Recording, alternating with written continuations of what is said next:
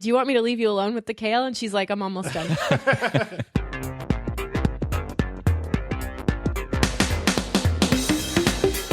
Hello, everyone, and welcome to Irenicast, the weekly podcast dedicated to conversations on faith and culture. We are your hosts. I'm Jeff.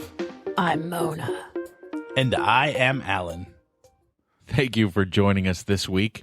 This week, we are going to be talking about food and its connection to our personal stories and how we see it connected to even spirituality and, for some of us, maybe even our morality.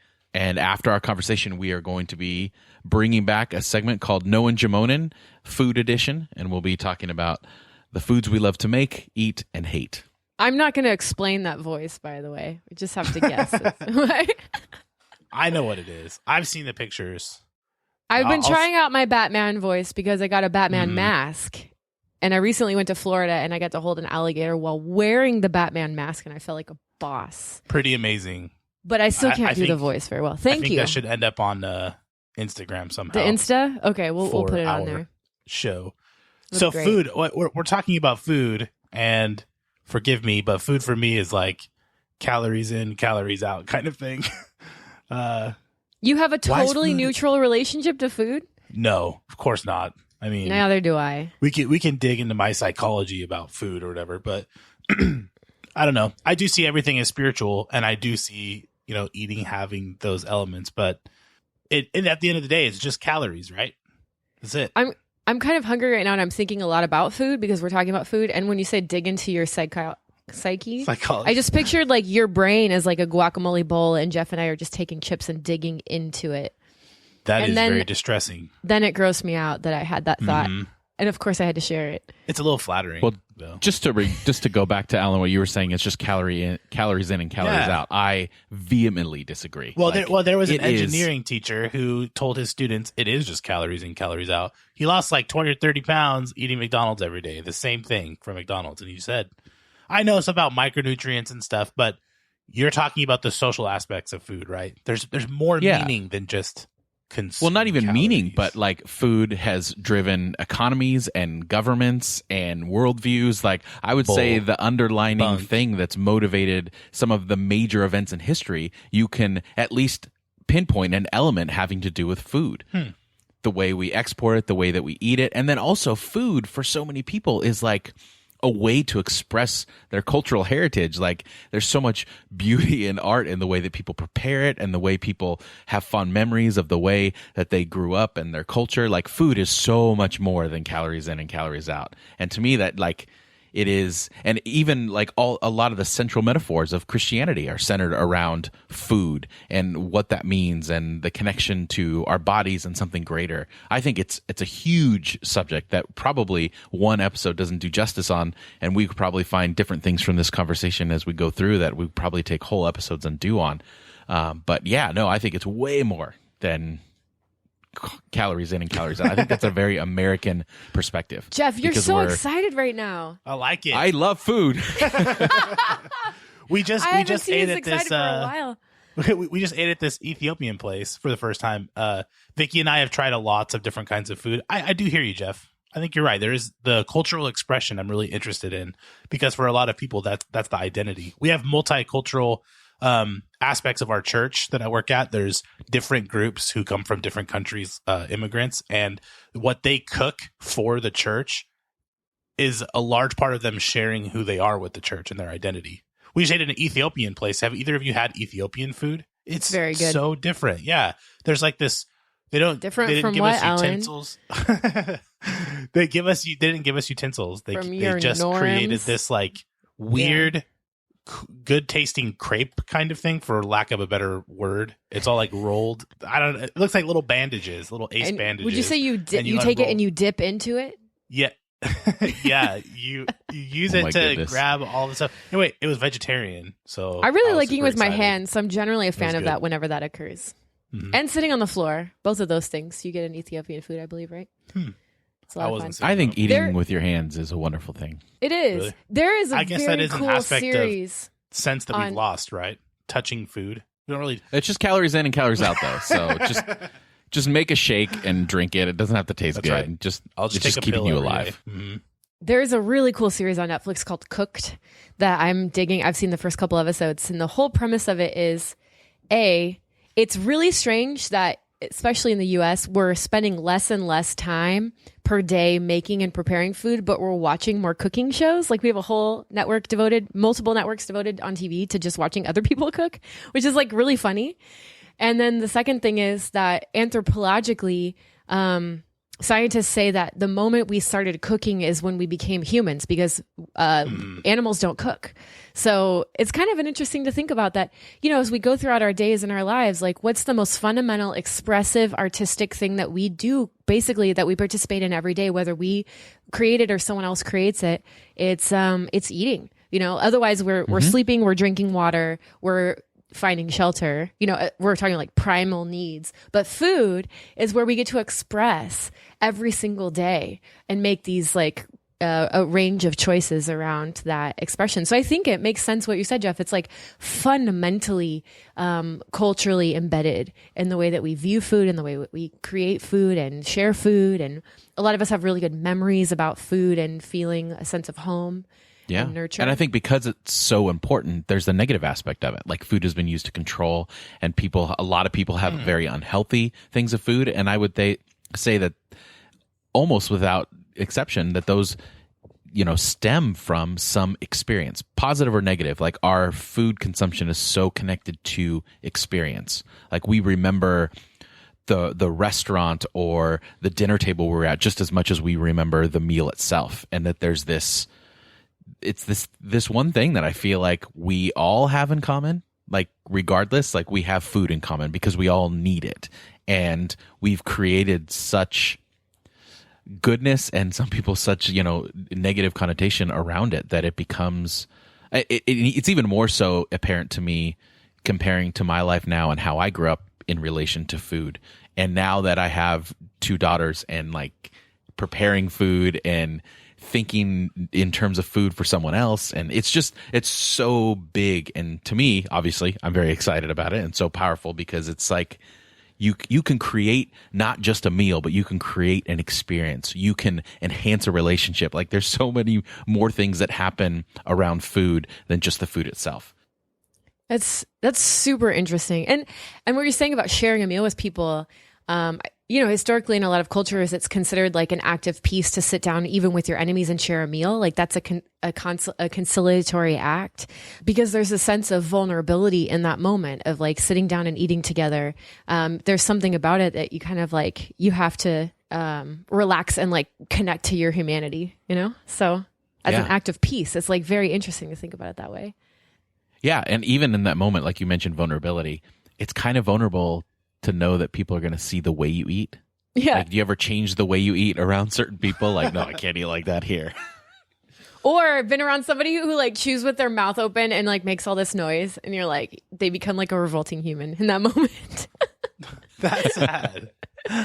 I know. I did have a friend who was so scared of eating in front of people. So it is a thing. Some people have like real fears. I mean, just on like a regular level, I'm not going to tip a chip bag in front of my friends, right? But I'll do that at home. But when I'm with people, I'll take one at a time. I'll tip it in front of friends, but not people I would like to be future friends. Hey, but from a biological standpoint, if you're eating, you're otherwise defenseless, right? You're not running, just strictly biological. That's a good point, yeah. You're not running, you're not fleeing, you're not looking, you're invested in stopping and being physically vulnerable with other people. So at that kind of basic level, I guess it does build a platform for other things to arise. That's pretty cool. Yeah. No, I think it's super interesting. So I've got some like weird quirks. I think a lot of us, if you live long enough, you probably have some weird quirks around food, especially in a culture where like we have foods that cultivate extreme senses of hunger and insatiability, but we also have a lot of shaming around eating. So there's a lot of complication around that. But I've noticed a couple of things about myself in the last couple of years. First of all, if I'm sitting around a table with people that I don't feel totally comfortable with, and I feel like I'm being made to small talk a lot, which is not something that I typically enjoy, I'll get social anxiety and I'll start overeating. Like once I was really stressed out around a dinner table, there happened to be a lot of kids making a lot of noise and there's just so much like yelling. And I ate like 6 dinner rolls at a time. I was just like, oh my God, I feel so uneasy right now. And eating is like comforting me. So I think it's interesting that like food, it can be so comforting almost to a bad degree in some cases. But I've also noticed that like, as a kid, we didn't have a lot of money, and often like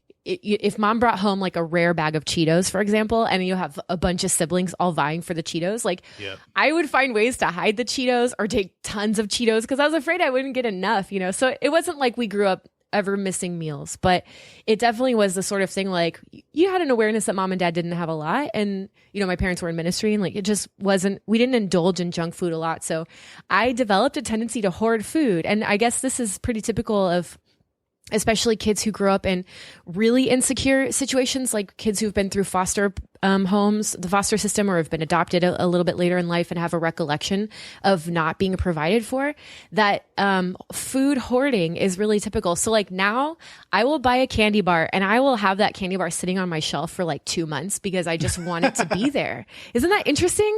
Like that psychology of needing to feel provided for and needing to feel like there will be food when I want it and need it, like is really powerful. It's amazing how even later as advanced adults, we still like those moments of food when we were younger still inform the way that we approach it today. Like my parents didn't really cook. It was all like TV dinners, stuff you eat right there. And it was kind of like, this is your food, this is my food. My sister and I used to do covert missions to try to sneak food out from like the cabinet of like a snack that we wanted. It was all junk food. But, you know, when you're in that mode of like, we have to get it, we're not supposed to have it yet or whatever, and we know that if we ask, it'll say no, you get into the habit, at least for me, of eating really fast. So I'm a super fast eater. Oh my God, it's awkward me too. in social situations because I'll be sitting down with someone and we'll be talking.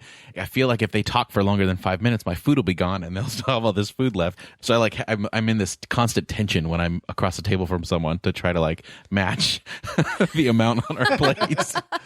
Because if left unchecked, you're not going to have that vulnerability. That's your eating habits. You're saying from when you were a kid describe not being able to be vulnerable, right? Not being able to take the time to stop and eat. You have to eat quickly, or the resources will be depleted. And dinner time, like it wasn't the case in my house, but if you think about in terms of like when does a family gather the most, it's usually at the dinner table. So if you're in an abusive home, abuse is connected to food.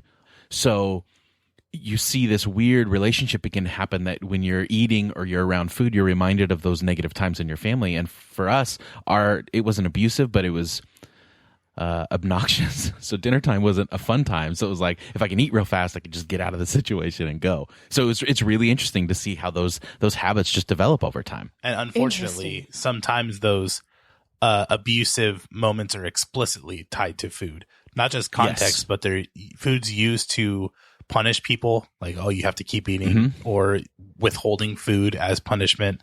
And it creates psychological problems for people. I think for me and my background, it was a tangible presence of like my parents' love for us, the way they cooked. Both of my parents, even though my dad was working full time outside of the home, they would both cook, and they would take turns during like football season when eating was really important because we'd have like 3 practices a day. They would wake up early and cook legitimate meals before school during football season. Wow. And it was like this demonstration of love and care. And it's something that I think I've carried with me in my life, is that I do have this sense that there is enough. I mean, I have my own issues with food that are different than that, but still having this, having someone cook for you over your life as a child is a very powerful expression of love and care. So yeah, that's amazing. Well, even now, seeing how deep that connection of your parents and how that informs you too. Like if we make a face or we say something is gross, like whether the girls have tried it or they've been enjoying it beforehand, that immediately affects how they're going to whether they want it or not. Oh, wow. And to see all these little things and how they're interacting with food because of the way that we're interacting with our food, and how easily that translates over is I listened to this great podcast episode. There's this podcast called The Gastropod. And one of the recent episodes they talked about, like their subject was how do we learn to eat? And they talked about, picky kids and all the ways in which people, teach their kids to eat the right things. Like they talked about the whole idea of like sneaking vegetables into like a cake batter and all that kind of stuff. And all these ways to get kids to appreciate all these different tastes, because even biologically we are prone towards, when we're young, sweet flavors, and then as we get older we become more accustomed to bitter flavors. So those contrasts. So when you're a kid, a bitter thing is not very good. So how do you do that? And they did all these different methods, and they talked about the hiding the vegetables thing. Really, it only creates a further divide between food that they don't want and then cake. Like it just increases the desire for cake and doesn't really do anything as far as, obviously it gives them nutrition sort of in the moment. But they talked about this idea called microbites to get someone, and they say it even works for adults, is changing your tastes by like taking a little morsel, even just the size of like a grain of salt, for like every day, like once or twice a day, and then just tasting it, like, and then slowly over time, if you do that for a couple of weeks, it develops your taste for that new thing, and you don't have to take like these big old bites and all that kind of stuff. And it's amazing how something small like that can change the way that we taste things. And I wonder if there's something you can apply to the way that you encounter the experience of food or the thought of food that would do the same thing. I don't know if I'm making any sense. No, I think you're onto something. Cause like, I think that's why like really high cuisine is centered around small bites. And I've tried to figure out recently why I tend to eat food without actually consciously tasting it in like large bites and quickly, So I think sometimes that can be indicative of the fact that you're not eating like really quality food with quality ingredients. Mm-hmm. Actually, because most of the processed stuff we have, even like organic processed stuff that's packaged like nicely at Trader Joe's or whatever, it's still like not as nutritious as making food at home and food that's been like lovingly prepared with like really good ingredients. So it's interesting. So that's the real loss. You just said eating food that's maybe not high quality ingredients, processed stuff. That's the real loss for, I think, what I see in my culture and where I live, is that the people who make the food are not interested in it being any sort of expression other than making money, other than triggering the salt, sweet stuff immediately the moment it touches my tongue, dissolving a little bit so that it creates like a reward thing in my brain and affecting my neurochemistry. They are infinitely more invested in those types of experiences and less of it being an expression of humanity. So this, like the processed stuff that is around me, feels like it's devoid of meaning in some ways. Yeah, dude. And when you explain it like that, doesn't it feel manipulative? Like I don't want to be treated. I don't want to be treated like a machine to satiate. Mm-hmm. Like and get my money. That's gross. Even more, manipulate your brain chemistry. I think that food itself. Jeff was talking about microbites. Food does train our brain, and it changes our neural pathways, creates neurons, changes the physical mapping of our brain. And that's why this topic is a little uncomfortable for me, is there are massive entities of corporations and businesses and people who are studying the ways that they can manipulate people's brains and create atmospheres. That's why like every, McDonald's looks the same, is they're trying to create triggers in your brain to create spending habits and make it more automatic to the point where it happens so fast that there's no thought put into it. And they want you to be chemically addicted. Yeah. The neural pathways in your brain. So that there you go. I guess there is an element of using food as control for an entire society, and maybe even multinational corporations do that. And and that's what it is. It is the instantaneous rewarding of your brain the moment you eat the food that people try to design. Interesting. So does that communicate love to me? You know what I mean? Is that like a parent? Well, you say that, Alan, and I don't know if this is like an awkward window into my history or whatever, but you started talking about McDonald's, and I immediately, in my mind, flash back to a moment when I got one of my first toys from the Happy Meal, and how like when I think of positive eating experiences, they're almost always associated with fast food, and I love fast food. Like it is. And I'm embarrassed of it sometimes, and sometimes I won't say it, or sometimes I'll even make sure that I go through the drive-thru at night so no one sees me. Like it's what it's crafted so that you'll like it though. It was a special time for you as a kid, right? We're going to go to McDonald's. That's how it was for me. We're going to go to McDonald's. Yeah, and it was a time I didn't have to interact a lot, like go play or whatever. Like it's really interesting you say that, and how I like immediately. I normally don't have those moments where I like flash back to something and I get this weird feeling of childhood. But yeah, that's weird. Oh my God, a happy meal. I do want to say that's okay. A happy meal. A happy meal. Explicit. They're selling you happiness. They're not even covering it up. They're hardwiring happiness. I'm reading a book called Hardwiring Happiness, and it's pretty interesting. There's the interesting thing about that is I think it's totally fine and acceptable for us to have certain parts of our identity with food be special. Like McDonald's can be special for someone who, their parents took them there, was that special time. Like that's great. Having that for you as a person is wonderful. That's an expression of your personhood and your social identity. But for the people who create it on the other side, it is much less of that, if that makes any sense. It's a one-way. It's humans responding to machines. Food should be humans responding to humans, right? Yeah. Cooking, creating it, being a part of the human experience. But the moment that basically Terminator has already come into existence, our corporate entities are machines. That's all they are. They lack any true human purpose. There's not a real intense care for people. It's a dehumanizing experience, and we have been attaching emotionally. It's like a kid who attaches emotionally to something that's not their parent. It's a misattachment, and I guess I do care about food. Well, it's only exhibited care when there's an economic motivation, right? And it seems like, I don't know, as a teenager, like they had I think they had 69-cent cheeseburgers on Wednesdays, and before church, I remember we would go almost every week. There was we went after church. It was 29 cents. 29-cent hamburgers at a point, 39-cent cheeseburgers. That's at a point in my teenage years, I could put away 4 cheeseburgers. I'm a 5'6" woman, right? 4 cheeseburgers.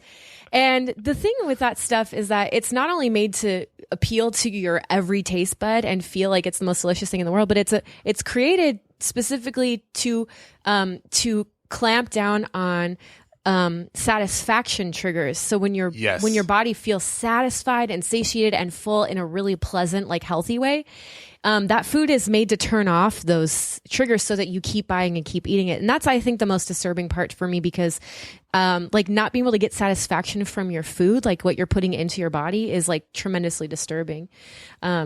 So I think just this whole idea of like not having enough, like even when you are eating, this feeling of like, I can't get enough, I just have to keep going.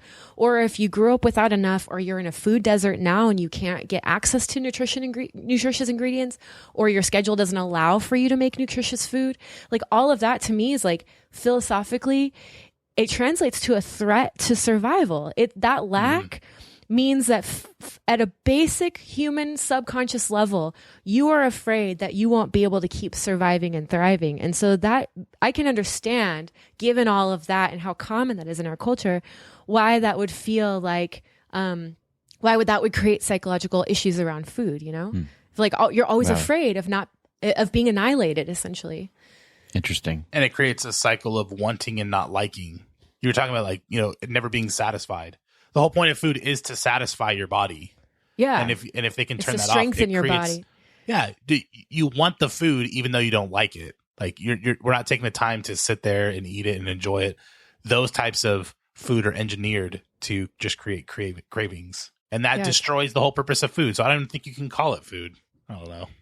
Well, it's I think the functional purpose of food is to do that. But I would say the point of food, like the philosophical, I don't know, I guess food is life, right?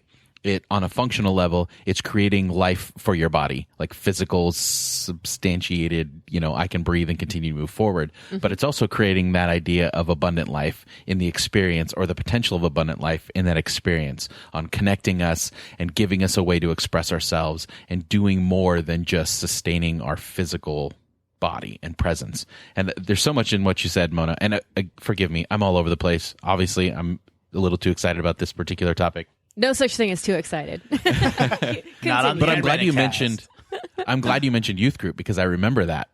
I mean, the reason that we went to McDonald's after youth group was basically because of Kat and I. Like, we instituted that as quickly as we possibly could, because we thought that it was such an important thing to follow up a service with, of having an experience of gathering together. And obviously with the means of a teenager and all that kind of stuff, 29-cent cheeseburgers were the way to go. And for me, when I look back at those moments, it was so much less about the food than it was like, we've created something that the students are going to remember more than the service we just created itself. And we did that all throughout our entire youth ministry. We always went somewhere after. And I look back and I don't regret it, but I also think, like, how could we have done that in a way that balanced the spiritual experience part of it and the physical body of it, and doing something a little bit more healthy, and something that could have created, like, even sharing a cooking of a meal, like something simple, like pasta or whatever, that we could have done together in the whole process of that. So it's really interesting, because the connection of experience and gathering is so, integral to that part, I think. Yeah, and those are some of my best memories from high school, by the way, being at McDonald's with youth group and all the inside jokes and all the silliness that happened. Like, that was so vital to the community. And I think a lot of it too is that we actually know, because of the internet, because of healthy eating, clean eating phases, like, more recently, we just didn't know as much about nutrition 15, 20 years ago as we do now, culturally, right? Very true. Yeah, it certainly wasn't in the vernacular as much as it is now. Yeah. Two things that brings to mind. First, I modeled my youth ministry largely off of elements of yours, Jeff, because I was coming after you into my youth ministry experience. And we did the same thing. We ate at different restaurants after service, and it was always those that was the most special and the most connecting moments, rather than just worship and gathering for a youth group. So that was powerful for us. I think back to when I was a kid, where I lived in the mountains, there was no fast food. You'd have to drive 35 minutes to even go to a fast food place. So after a youth group, we used to gather in people's homes and eat their snacks or their food, or they'd like cook something for us. And it was such a different experience to have 20, 30 kids at somebody's house, and having 20, 30 kids at like Del Taco or something. But still, it was so special for me to be at Del Taco. I mean, it was a cool moment. Second thing I wanted to say, you said that things are different now as far as how people think about food. It's also different how our bodies process food. I just read a study that said it is harder for millennials to stay thinner than it was for the baby boomers. This newer generation, and they haven't pinpointed why yet, if they eat the same exact calories, they have the same exact exercise, everything else being equal, we are 10 to 20% heavier than the people before us, even if we eat the same nutrients. And they're wondering if it's developing microbiomes of our guts and stuff like that might be affecting it. So there's this funny meme out there that says, like, baby boomer Steve or something, where he's like, oh, just graduated out of college, got a full-time job, bought a house at like 19, things were so hard, blah, blah, blah. I don't know. They have all these things about how the economy was better for our parents, and for us, it's so much hard. Life is so much harder. But the, older generation looks at us and just thinks we're lazy. Now they're saying even the microbiomes have changed so much that we cannot process food like we used to. Yeah, and guess what? One of my friends researches gut bacteria at Harvard, and actually was telling me about these extensive studies that they've done, that actually your gut bacteria emit hormones that tell you what to eat and tell you what to want to eat. Mm-hmm. That's crazy. We have little tiny things in our bodies that are like controlling our minds. This is a totally real side thing, but the future of medicine is moving toward looking at human bodies as like a biome. Not as just an entity in and of itself that has bacteria, but a cloud of bacteria that has a body. So that's cool. It's pretty awesome. That's really cool. So food is like so important, and I'm going to take it a theological direction, if that's all right. If anyone has some thoughts on, I don't want to talk about gut bacteria anymore. Alan, we just talked about poop, whether you realize it or not. I know. Yeah. Alan hates talking about poop for the background. We try to get him to talk about it every episode. And this, again, we have succeeded. Anyway, one of the things that I love about the Christian tradition is the concept of communion. Whether you think about it in a sacramental or symbolic way, like whatever your theology is communion, at the end of the day, Jesus gathered his friends and said, eat and drink because of me. Do it to remember me. Like when you come together and you share a meal together, you are celebrating my presence with you. Like that is so magical and awesome. And I think that for me, that's that really solidifies like how I view sharing a really good meal with people I love. There's like a serious magic for me in it, that a feeling of warmth and a feeling of comfort and a feeling of connection and nurturing that for me is like a religious experience. So when I prepare meals for my friends, or I gather together to cook with my friends or my family, it's really, really special. Yeah. And with that, yeah. Go ahead. I got us both excited. We're all excited. Right? Well, and with that, the Eucharist being connected to the Passover meal, and how that connects people to not only the people at that table, but that whole ceremony and meal was connecting them to their ancestors and their heritage and their history. Like, it was this huge thing. And the ways that food is used even with scripture, even the purity laws, like most of the laws, their religious practice were centered around food and how to eat it. And some that we probably know now for practical reasons, but other for more theological and symbolic reasons. And it's this powerful metaphor throughout all of scripture. And the metaphor was used for including and not including certain groups of people, if they could sit at table or not, was the question.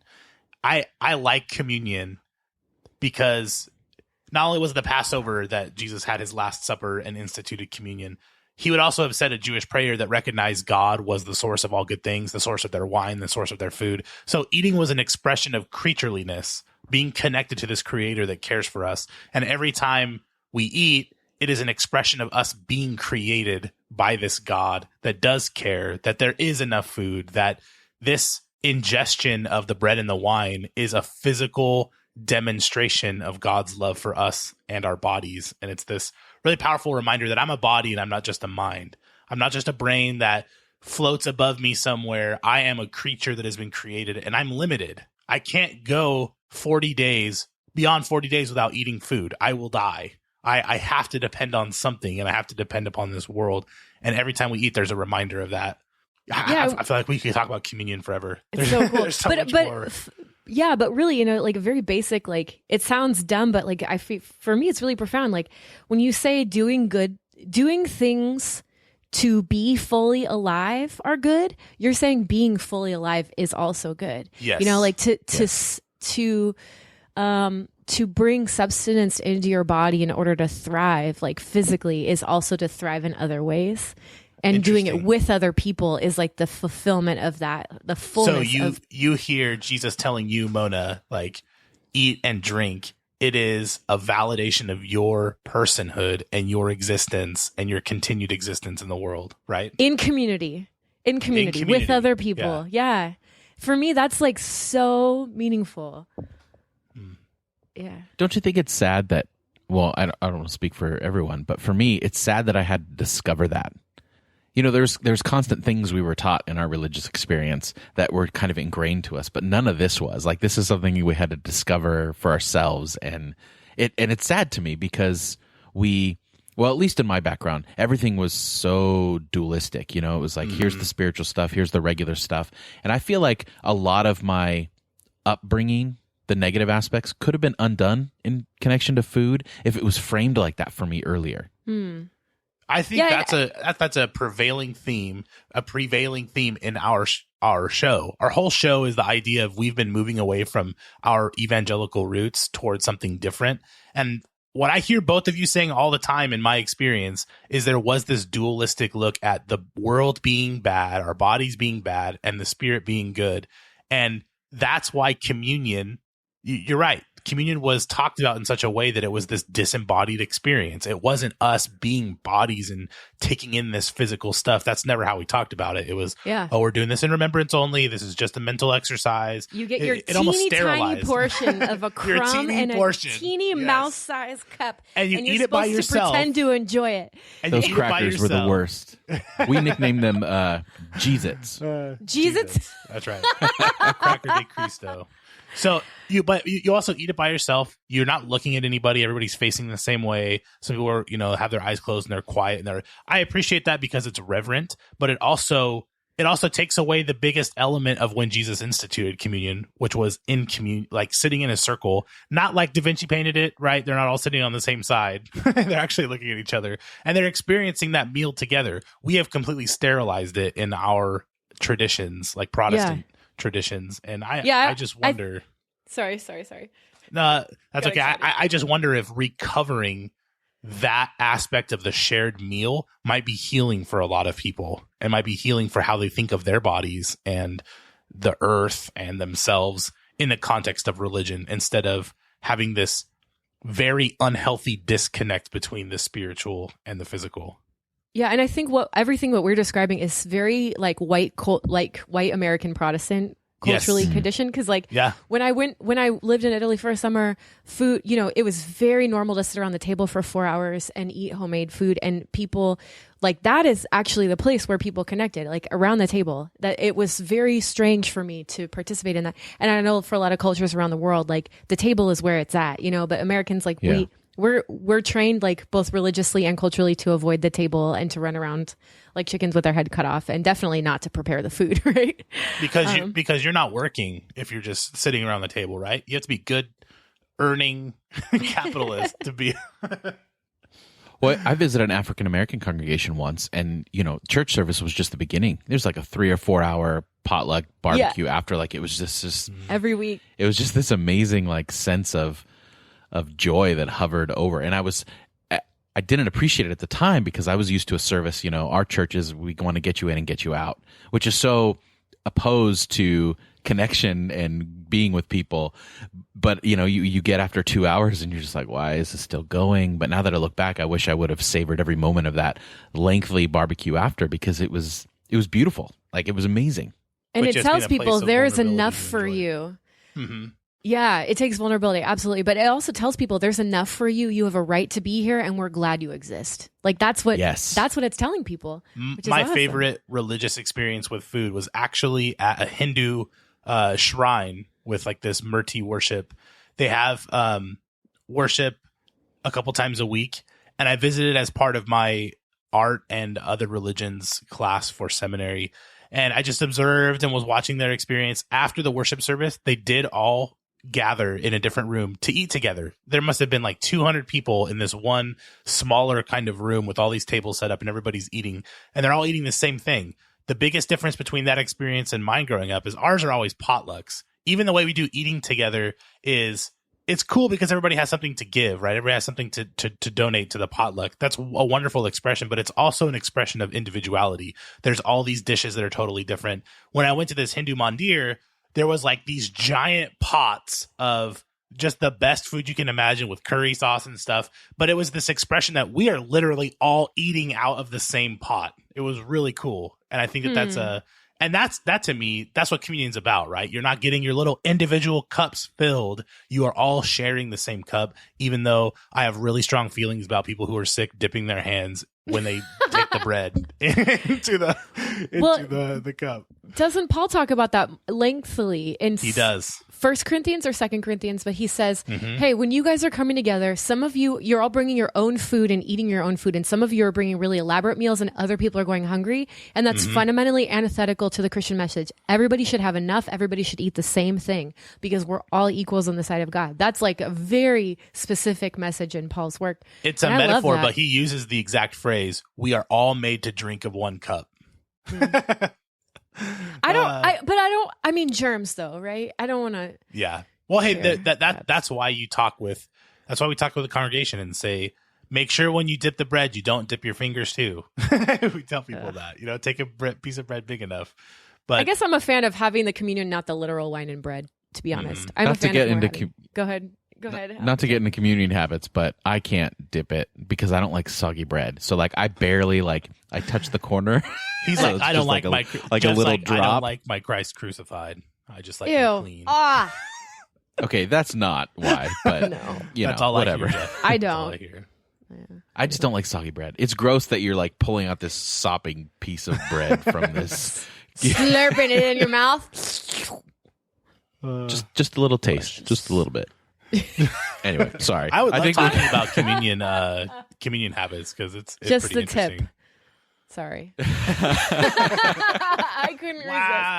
I almost resisted, but it just splurted out of me. Oh my gosh. Edit it. I'm sorry. No, hey, cold open. I do want to share this because we're both on this topic and we have a shared. Do you remember walking in? Every time I walked into Grandma's house, I smelled like really good food. It just like soaked into the walls. Oh my gosh, grandma's house? Yes. Oh yeah, you walk in and you just smell like this good stew with like potatoes and carrots and all sorts of stuff and like some type of meat. And you just feel it the moment you walk in. And it's just so stuck in my brain. Yeah, it communicates so many things to me that I love going there and just smelling the walls, if that's really weird. No, I think for those of you listening, Mona and Alan have the same grandma. Yes, okay. They're not speaking about a general. But I didn't smell the walls, just for the record. You did. You just didn't realize it. Okay. You just didn't get meta enough. It was like Willy Wonka. Did you lick the walls? Alan probably licked the walls. Schnozberries taste like schnozberries. We always had good food as a family. I mean, we have 16 cousins, and grandma would be cooking. There'd be stuff cooking all the time. It's definitely like, I think for a lot of people, like a matriarchal thing to do, like cook the food. But I don't know. That's one of my goals. I don't even mean this to be a gendered or sexist thing at all. But one of my goals, not to say that it's bad to be a matriarch and make the food, but one of my goals is personally to have a big house and just have people over the time and just make really good meals for them. I don't know why. I just that to me feels like a very epic thing to want to do.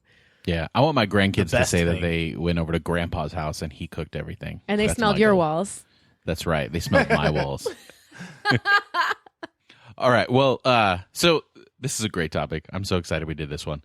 So any takeaways? What do you take away from this conversation as we move into our segment? I would just say, for me, what I feel like I need to do is find food that is created by people for people, that has an expression. If I can, I can afford it. I'm not someone who is in such dire needs that I just take whatever I can get. I have real choices, and the choices I make should be to consume in such a way that it does remind me that I'm loved, that there is enough, that it does, my brain chemistry is not being triggered in such a way that makes me completely dependent on a system that's not human.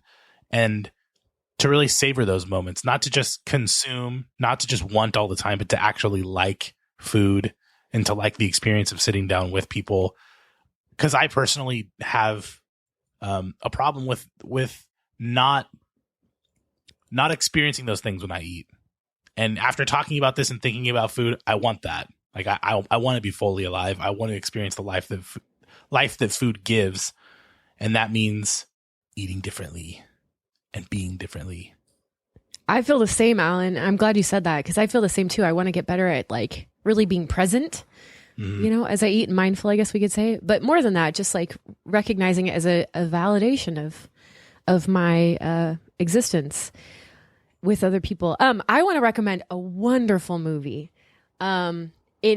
If you're used to modern movies, this movie is a little bit tough to get through, but if you can just sit with it and appreciate the artistry of it, it's called Babette's Feast. It was made in like the 70s, I think, in a Scandinavian country. And the basic premise is, I'll just set it up for you. And also make sure you get the one with subtitles and not when they overdub the English, because the subtitles is much more pleasant to watch. Anyway, so it's a woman who escapes the French Revolution. And she spends 10 years living in what is essentially like a Puritan or Amish, like small religious community that's completely ascetic. Like they eat boiled fish. They don't drink. They're very stern with each other. They are very strict order. And she spends 10 years boiling the fish and doing exactly what they ask her to do, because she's a refugee and they're taking her in, and she's grateful. And she wins the French lottery and wins a sum of money. And it turns out that she wants to make a meal for the entire village. And she starts ordering these ingredients. Well, little do the people know that she had been one of the most acclaimed chefs in Paris at the time of when she fled. And so she's starting to order like turtles, eggs, and wine, and all of these ingredients. And these ingredients start pouring into the village and get shipped in. And the people are freaking out, and they're having all these dreams that they think she's the devil because she's ordering all this outlandish stuff. And there's a really strong religious commentary on the fear of enjoying food and the fear of enjoying pleasure. And so you'll have to watch it to find out what happens. But it's a very, very good film. It's rated one of the top films ever made. So watch it. What is it called? Babette's Feast. Babette's Feast. Yes. Awesome. Very famous movie. Wonderful movie. And I would say, if your experience with food is connected to negative experiences, create new ones. And I know that's easier said than done, but we should never use food as a tool for anything else but creating life. That creating life inside of our bodies by giving us, energy and all the stuff that goes along with good nutrition, and then the experience around food. Like, be creative with your dinner times. If you have, and I'm just speaking as a parent now, if you have kids, like, make that a time that they remember, not a time of punishment and eat this because I said so. Like, all that stuff. Like, create. Like, use it as an opportunity to create things that are beautiful and wonderful and that have long lasting impressions in a way that encourages and uplifts. And season your pans, right, Jeff? Oh, yes. This is a cooking show. I could do a whole episode on properly seasoning your cast iron. Anyway. It's a metaphor for life. Alan, I thought you said pants for a minute. Season your pants. No, and I didn't know what that meant. No. That would have been Alan going poo way, and that wouldn't have worked at all. No. All right. Well, let us know what you think. Share some of your experiences with food, how it's connected to your spirituality, your everyday life, positive or negative. If you have anything to add to this conversation, you can do that at irenicast.com/56. That's irenicast.com/56. And if you want any feedback related to the show in general, you can do that at irenicast.com/feedback. We are always welcoming your questions, comments, concerns, and even ideas for future episodes. On the other side of the music, we will be bringing back our Knowin Jemonen segment, and we will be doing the food edition.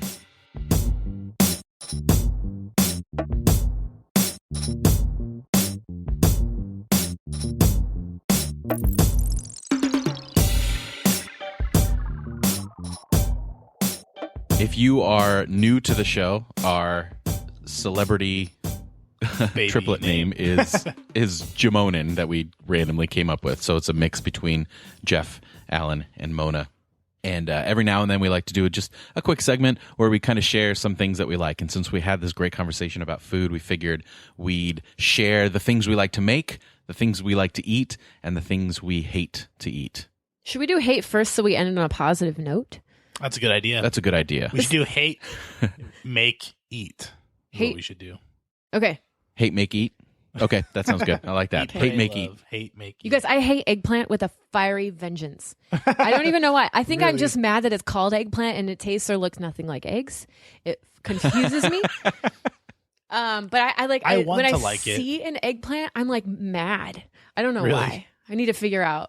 Is it because it looks like it should be good, and then when you taste it, you're like, man, this is horrible. Cardboard. Yeah, because it's purple. Purple automatically means tastes good, right? Yeah, because it reminds you of it's like berries. It's a beautiful color, and that has a nice fleshy texture of the skin. Mm-hmm. But the taste, there's something about the taste that You're right.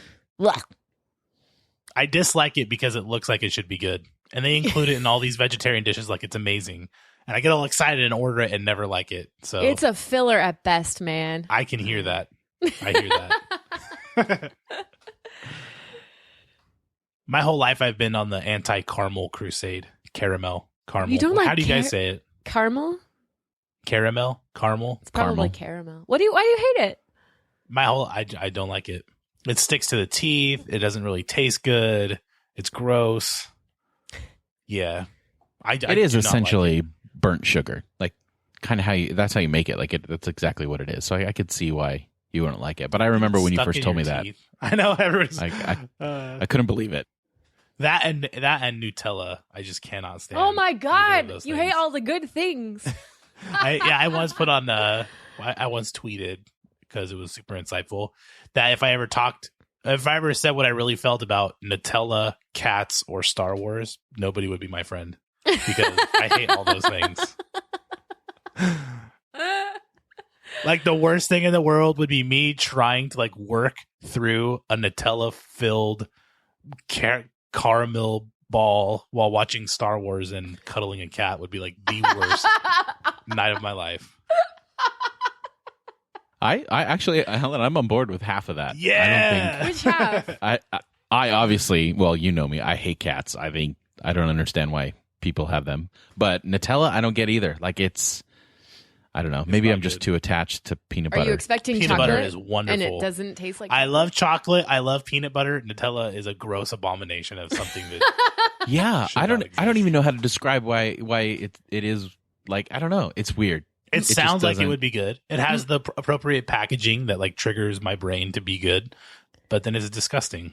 I don't buy it because I'll eat all of it. And but I think a lot of it's what you grew up with. Like my parents went on a trip to Europe when I was a kid and brought Nutella back before it was in the US markets, and we freaked out over the stuff because it was so are different we and yummy. Listening to Mona getting hipster about Nutella? That she ate it before it was you popular. Guys, I was one of the first. All right. Oh, all right. All right. Jeff, what do you hate? What do you hate, Jeff? I hate kale. I've tried. Oh, no.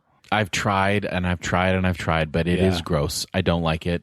It's got and I like bitter flavors, but I don't know. There's just something about kale and the texture. I can't stand it.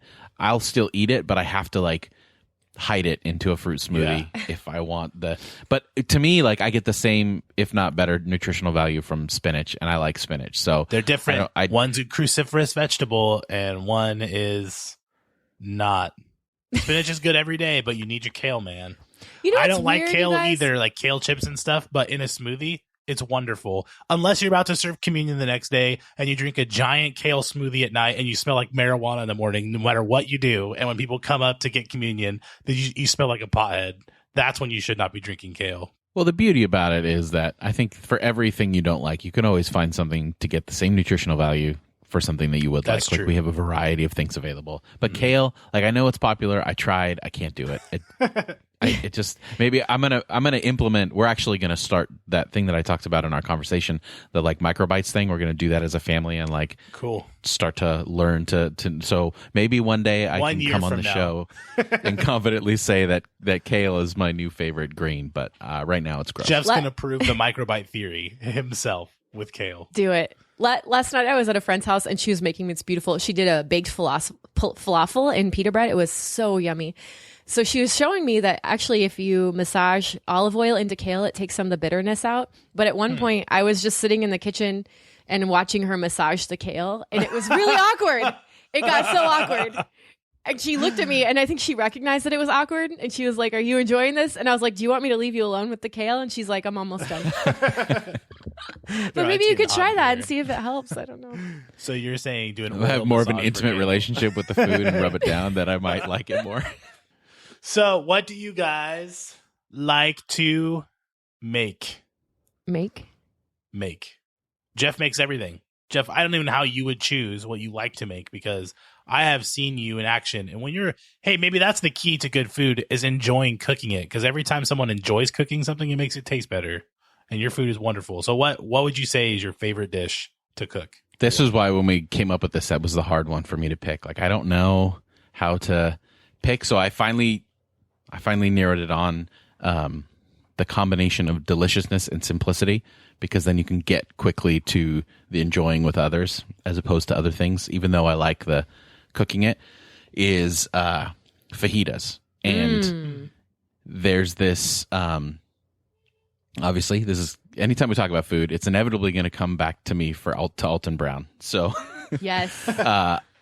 Alton Brown does this method of cooking fajita meat. You take this skirt steak. It's a cheap cut of meat, but if you sear it quickly, you can cook it very quickly and slice it against the grain to kind of get a tender mouthfeel. Ew. And you... Please don't say that again. I will try not to. But you actually you do it on a grill, but you don't put it on the grill grate. You actually put it directly on the coals. Whoa. Because that's where the hottest place is. And so the ash and the smoke from the coals, like you sear one side, basically it takes like literally a minute and a half each side on these long strips of steaks, and then you let it finish cooking in the tinfoil, and all that searing stuff, like the sauce, develops inside the inside the tinfoil, and then you slice it up, and then you pour it right over, and you just throw it on some tortillas, and with the remaining heat while it's cooking, you grill up your onions and peppers on a cast iron skillet right there on the grill, and just get it nice and warm. It's the best. It's super so easy to make, and it now. tastes amazing. I know, this whole episode has been destroying me. Thank you, Jeff. So that's my favorite thing to make. I'll put a video link on the show notes for Alton Brown showing you how to do it. It's super simple and it's delicious. I'll raise you an Alton Brown recipe.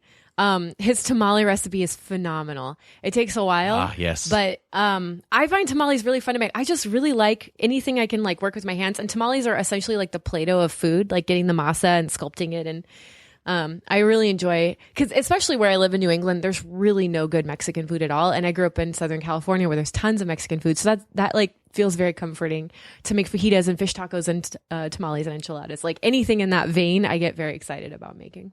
Well, the great thing about masa is that you can cook the tamales, and while they're cooking, you can take the extra masa and make your own corn tortillas for the fajitas. Sounds like we're planning a barbecue. Yes. Yeah, we're going to plan a feast. And now I'm going to sound like I like this recipe that I have because I'm just super lazy. I just like one pot. I love making one pot meals. Just taking all the work out of it. You don't have to do anything. You buy the ingredients, you combine it in one giant pot, put it on the stove, and let it cook for a while and stir every now and then. That sounds great. And when it comes out, it looks amazing. It looks like you did something fantastic instead of just opening up a bunch of cans and turning a knob. You know what I mean? Nice. Agreed. Yeah. So one pot, especially stuff with curry. So like a one pot salmon coconut curry is probably my favorite. But there's a lot of different kinds. You just go to the store and buy the Thai coconut milk and stuff like that. That's the company. It's called Thai, I believe. And you pour it all in, and it just tastes amazing. Like you made something exotic. Yes. When really you just opened cans. Coconut milk. I love the one pot thing. Coconut milk based dishes are really good. Yeah. Yes, they are. My favorite thing to eat, though. So now we're on to eat. My favorite thing to eat would be grilled cheese and tomato soup, just because it is the most comforting thing in the world.